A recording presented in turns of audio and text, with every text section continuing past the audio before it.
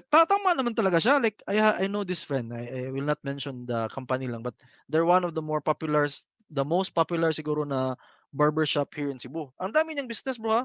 So one of the biggest brands ng barbershop dito sa Cebu na panglalaki. Siya ngayon ata main branches nila is 5 tapos franchises na more than 10. Grabe.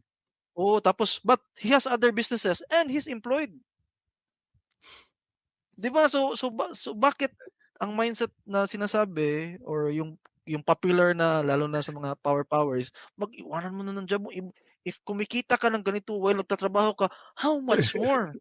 That's not true, ha. It doesn't Oo really nga, follow tama, kasi tama. Very minsan true. the worst boss is yourself. Tama, Kasi tama. 'pag may boss ka kasi iba yung 'di ba, bro, yung may pressure Yeah, ba. wala. So, Wala kang pressure, eh, 'di ba? Tamad oh, ka, tatamarin ka. tatamarin ka talaga. And it happened to me when I